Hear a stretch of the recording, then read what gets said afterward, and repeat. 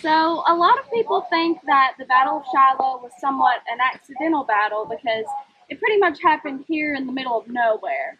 However, that is not the case whatsoever. It was actually a very carefully planned surprise attack by the Confederate Army against the Union Army.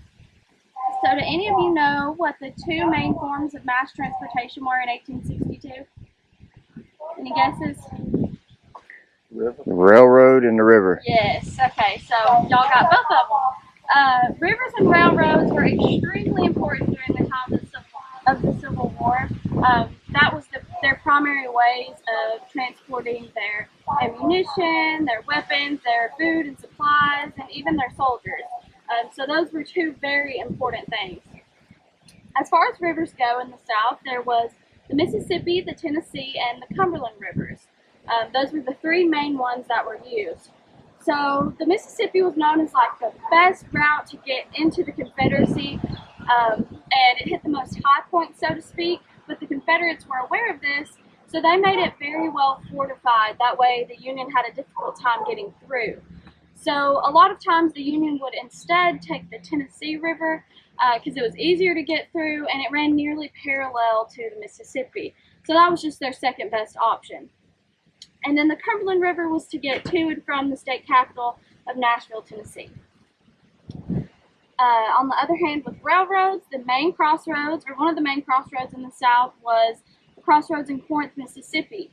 So that's only about 22 miles away from here, and the reason why it was so important is because it had two of the longest stretching railroads in the South.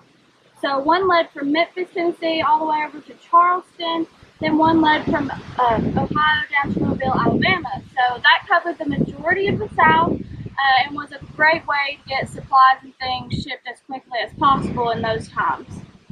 So the Confederates were in charge of this crossroads, and the Union's plan was to eventually come down to Corinth and seize that crossroads from them. So we're going to talk a little bit more about that as we get further down, but if you guys are ready to walk, we're going to go to the first stop, which is the Grant Headquarters Monument, but y'all can follow me that way. So we are here at the Headquarters Monument for General Ulysses S. Grant. He was, of course, a general for the Union Army. Now, the story behind this headquarters monument is kind of interesting. So, his headquarters was not originally supposed to be right here. It was meant to be in a wood building owned by a man named Pitts Tucker, closer to the river, and that is where Pittsburgh Landing gets its name. But Grant came back after the first day of battle and found that his headquarters had been turned into a makeshift hospital. Funny enough, it's rumored that he got queasy at the sight of blood. So he decided to come out in the middle of the pouring rain, and he slept under a large oak tree that used to stand right here. This tree was blown away in 1909 by a tornado that destroyed a lot of the cemetery, but then a couple years later, this monument was placed here to commemorate that. So Grant was somewhat of an interesting character. A lot of people prior to his military career, a lot of people prior to his military career said that he was very quiet, mild-mannered, so they were kind of doubtful that he would make it very far in the military. However, he definitely proved them wrong and eventually became a president of the United States. So he started out fighting in the Mexican-American War. After that, he moved back to Missouri to be with his family, and there he tried out a number of different occupations, one of those being farming, but seemed to fail at every single one of them. So whenever the Civil War began, he went back into the Army and soon became one of the first Union heroes after the Battle of Fort Donelson and that Union victory. So the Union's plan, or original plan, like I mentioned a little bit earlier, was to travel down to Corinth, Mississippi and seize the crossroads from the Confederates. At this point, the Confederates had a really big advantage because they were in control of that crossroads, so the Union was going to try to take that from them and use it for themselves. So as they were traveling along the Tennessee River, which was very flooded at the time, they knew that they had to stop at a landing that was actually above water, and those were kind of few and far between. So Pittsburgh Landing just so happened to be one of those that was above water, and it was the closest one that they could get that was close to Corinth. So that's why they ended up stopping here at Pittsburgh Landing. As they were camped out, they were waiting on Buell's army to arrive from Nashville as their reinforcements. And as soon as they met up with Buell, they were going to start their way to Corinth. So we're going to go to our next stop, and it's going to be just beside that park bench up here on the left, and we're going to point out a couple headstones so you guys can follow me. So I'm sure you guys have noticed that a lot of the headstones look different, and I like to kind of explain that so you know what you're looking at as you're going through the cemetery. But the short square markers, those are all unknown. And then the medium-sized rounded topped markers most of them are known. Some of them will say unknown, but that is just because those are the short square markers that have had to be replaced over the years. So if one of those original markers got damaged by a tree falling on it or a storm of some sort, then it would be replaced by the medium-sized ones. Now, the medium-sized with the rounded tops, those are Union soldiers. And I like to stop here because I want to point out two that are different than most of them. So, in line with me, the 4th and 5th headstones from the very end, notice that they're medium-sized, but they have pointed tops instead of rounded tops. And this is because they are 2 of the 3 Confederates buried in this national cemetery.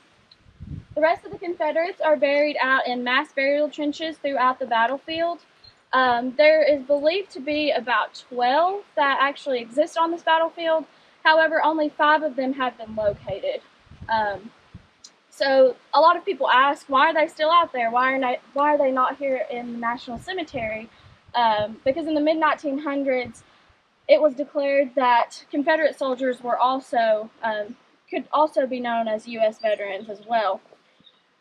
Well, the reason they're still out there is because when this did happen and the Confederate veterans were offered places to bury their dead in the National Cemetery, they politely declined and said, no, they lived together, they fought together, they died together, so let them lie in peace together. So as you go throughout the battlefield today, just look for those and keep that in mind. So now that we've talked about the Confederates a little bit, we can talk about their general, who was Albert Sidney Johnston. His personality was quite the opposite of Grant's. He was very loud, but very well loved by many of the people that he worked with, especially those that served under him. And he was kind of known as their fearless leader, and you'll hear about why later on. He also had a very long-lasting friendship with the Confederate President Jefferson Davis. They met at West Point, and then their friendship continued all the way up until Johnston's death here at Shiloh.